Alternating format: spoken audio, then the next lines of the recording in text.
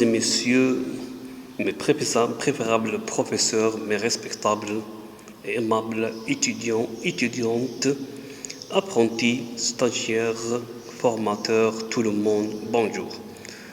Dans cette nouvelle séance ou dans cet nouvel épisode, nous aborderons et nous nous familiariserons et nous entamerons un sujet très important dans le management. Il s'agit de la gestion du projet ou le management transversal. Donc notre sujet s'articule sur la gestion du projet. Donc depuis toujours, les entreprises ont des projets, à savoir une représentation d'un état que l'on pense atteindre. Cette idée préalable entraînant à un moment donné la mise en œuvre de moyens propres à réaliser la vision initiale. Il s'agit de projets de lancement de produits ou services nouveaux, d'amélioration de la qualité, de réduction des coûts ou des délais, d'informatisation et de réorganisation, etc. Donc ces projets ont en commun d'impliquer différents services et de requérir une forte coordination entre ceux-ci. Or, longtemps, les projets ont été réalisés à l'intérieur des structures traditionnelles existantes, divisions, départements, services, etc.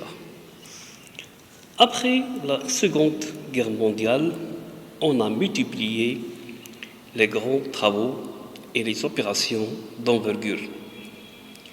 La conquête de l'espace, par exemple, les managers des grandes organisations, la NASA, les ministères de la Défense, les firmes productrices d'énergie, l'industrie d'armement, etc., se sont alors efforcés de gérer les projets de façon à augmenter la probabilité de terminer l'opération à bonne date, de façon aussi à minimiser les coûts et les risques.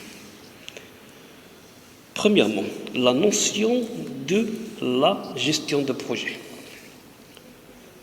La mise en place d'une gestion et d'une équipe de projet s'effectue lorsque les conditions suivantes sont réunies.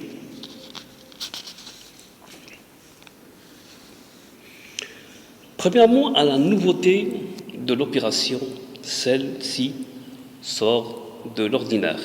Elle ne peut pas être intégrée dans des pratiques courantes. Deuxièmement, à une coopération de plusieurs départements intervenants extérieurs à l'entreprise, les uns et les autres, pouvant travailler de manière séquentielle ou simultanée. À la réduction des risques, l'envergure de l'opération gérée par projet entraîne des incertitudes financières, commerciales, technologiques, etc. Donc, le nouveau mode de management doit être en mesure de repérer et d'atténuer les dangers connus par l'organisation. De stricts délais à respecter lorsque les phases intermédiaires sont nombreuses entre un début et une fin fermement fixée. Seule une planification rigoureuse assurera le respect des programmes et des budgets.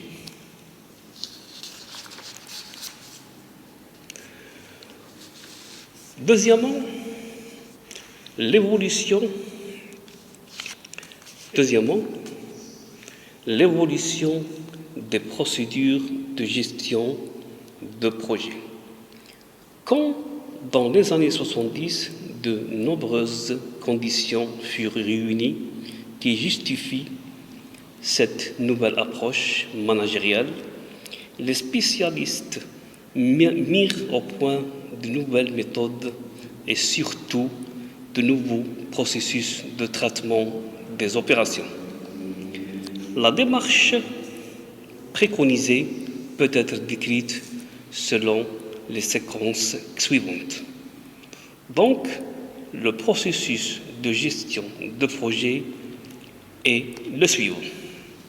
Premièrement, définition des objectifs du projet. يعني تحديد أو تعريف أهداف المشروع. Deuxièmement, analyse du projet et découpage en sous-projets et en sous-objectifs. Troisièmement, découpage des projets au lot de travaux élémentaires.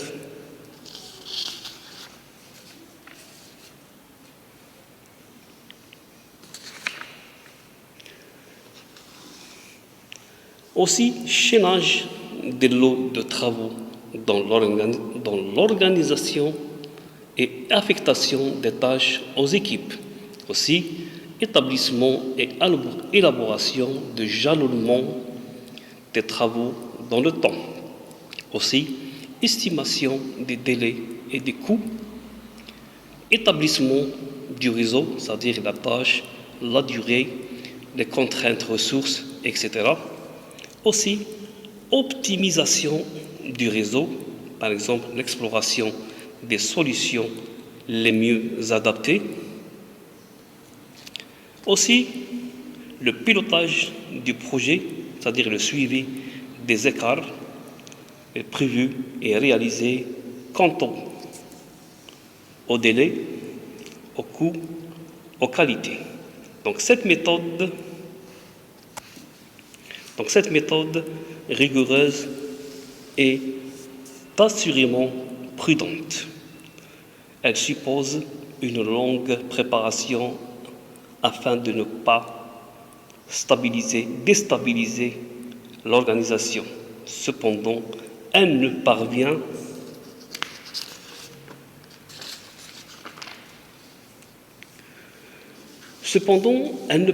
pas toujours aux résultats escomptés. C'est ainsi qu'on estime que les coûts des grands projets ont été souvent dépassés de 40% par rapport au budget prévu. Au cours des années 80, les configurations structurelles évoluent. On réclame plus de flexibilité, plus de vitesse de réaction, plus de variété.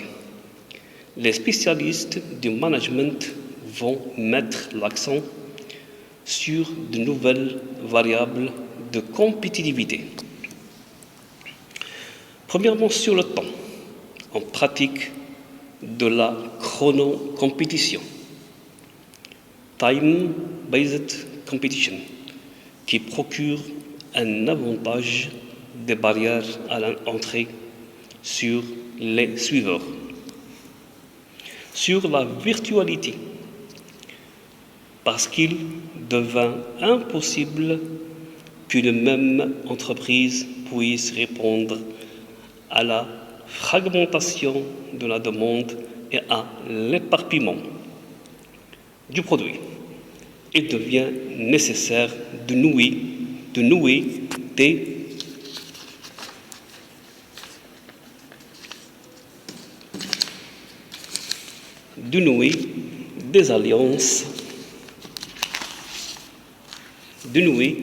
des alliances éphémères, c'est-à-dire des entreprises virtuelles, dans une perspective de chronocompétition, avec des partenaires qui apportent des ressources complémentaires en vue de réaliser un projet particulier. Sur l'exigence de qualité, remonter vers l'amont de la démarche de qualité totale. Donc, le Quality Function Deployment, le QFD. Donc, ces nouvelles conditions vont entraîner de nouvelles en matière de gestion de projet. Il s'agira essentiellement de mieux évaluer les risques, d'amenuiser les coûts, de comprimer les délais. De plus, on introduit un degré supplémentaire dans la gestion de projet en ne raisonne plus par projet, mais par portefeuille de projet. Donc la planification devient plus compliquée car elle ne s'effectue plus en une fois, comme nous l'avons vu au début du projet. À partir de la définition des objectifs, elle s'opère par cascade, c'est-à-dire verticale, à l'intérieur de l'organisation et par vague horizontale dans le temps. Troisièmement, quelles sont les caractéristiques de la gestion du projet? Donc, le schéma suivant nous montre les caractéristiques.